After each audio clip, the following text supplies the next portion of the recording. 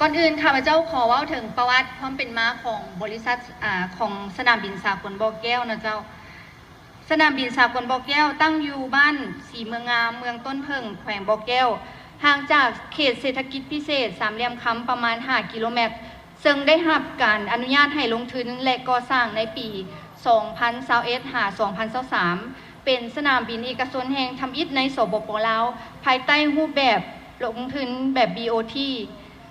ภายหลังสำเร็จการก่อสร้างและได้เปิดให้บริการอาคารผู้โดยสารภายในประเทศอย่างเป็นทางการในวันที่ 5 กุมภาพันธ์ ปี 2024 เป็นต้นมา พวกเขาได้รับไส้เที่ยวบินหลายกว่า 43,000 เที่ยวบิน 43,000 คนเนาะผู้โดยสารในปี 2024 และปี 2025 เพิ่มขึ้นเป็น 73,000 คนเกือบเป็น2เท่าเนาะของการบริการตั้งแต่เปิดบริการมาในนี่พวกเขาได้สุ่มใส่ในการพัฒนาบ่ว่าจะเป็นด้านบุคลากรและก็ด้านโครงสร้างพื้นฐานให้สอดคล้องตามมาตรฐานเทคนิคและระเบียบการของกรมการบินพลเรือนก็คือระเบียบการของการบินสากลเนาะซึ่งว่าในโครงสร้างพื้นฐานของสนามบินสากลบ่อแก้วแมนจัดอยู่ในสนามบินประเภทขนาดกลางโค้ดซีซีเนาะมีทางแล่นขึ้นลงขนาด 2,500 เมตรคูณ 45 เมตรที่สามารถทำห้องเรือบินประเภท Airbus 320 หรือ Boeing 737 มีทางขับเคลื่อนแท็กซี่เวย์3จุดเนาะ3เส้นซึ่งประกอบมี4จุดจอดสามารถรับเรือบินขนาด Airbus 320 หรือ Boeing 737 ได้พร้อมกัน2ลำและอีก2ลำเป็นประเภทเรือบิน ATR หรือ MA 60 ลงมาสำหรับการบรรษาจราจรทางอากาศการบรรษาเรือบินขึ้นลงแมนมี1หอบรรษาพร้อมทั้งมีระบบวิทยุเครื่องช่วยต่างๆระบบอุตุนิยมที่ถูกต้องตามมาตรฐานองค์การการบินพลเรือนสากลระบบไฟฟ้าภาคสนามบินก็มีระบบไฟบอกแล้วขึ้นลงระบบไฟขอบทางแลนไฟบอกเส้นกลางไฟบอกส่วนสุดของทางแลนขึ้นลงตามมาตรฐานของการบินสากลด้านเวียกงานดับเพลิงกู้ภัยสนามบินเฮาแมนสามารถรองรับเวียกงานดับเพลิงกู้ภัยได้อยู่ในระดับแคท7ก็คือสามารถรองรับเขตฉุกเฉินระดับเรือบิน ATR เรือบิน Airbus เนาะเจ้าสำหรับการบริการโดยสารและบริการภาคพื้นดินแมนเฮามีอุปกรณ์และพาหนะครบถ้วนเป็นต้นแมนรถคันไดรถสายพานลำเลียงกระเป๋าอุปกรณ์รถยูเรือบินรถลากเรือบินและอื่นๆที่รับใช้ให้แก่เรือบินประเภททั้งAirbus และก็ ATR รวมถึง Boeing สำหรับสิ่งอำนวยความสะดวกให้แก่เที่ยวบินและผู้โดยสาร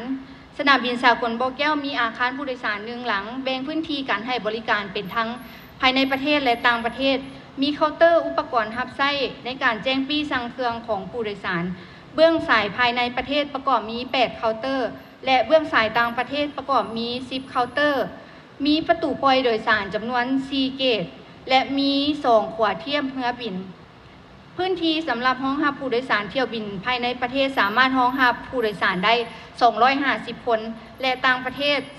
384คนนอกจากนั้นยังมีการให้บริการห้องรับแขกเกียรติยศอยู่ทั้งพื้นที่รถท่าขาออกขาเข้าผู้โดยสารภายในและต่างประเทศสำหรับเวียงงานป้องกันความปลอดภัยสนามบินโดยเฉพาะแม่นเวียงงานกวดซองรังสีพวกเขามีเครื่องกวดซองรังสีจำนวน10เครื่องกวดจับโลหะแบบยางพานจำนวน9เครื่องกวดจับโลหะแบบมือถือจำนวน30เครื่องกวดหาห้องห้อยวัตถุธาตุระเบิดจำนวน2เครื่องถือว่าสอดคล้องตามระเบียบการบินพลเรือนที่ทางกรมการบินพลเรือนวางออก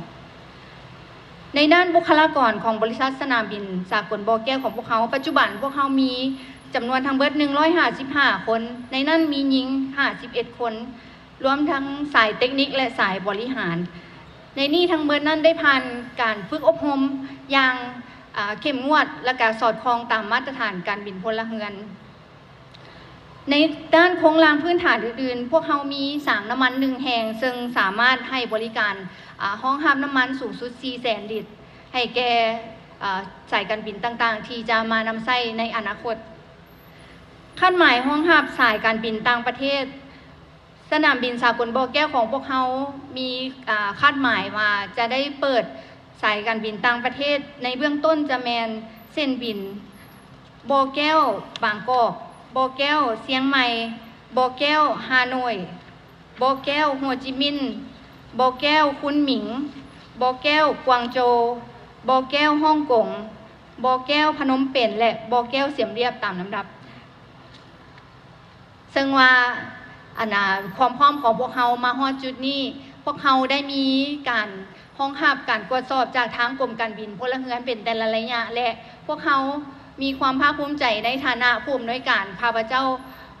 มีความภาคภูมิใจที่ทางพวกเขาได้ผ่านการตรวจสอบของกรมการบินพลเรือนและ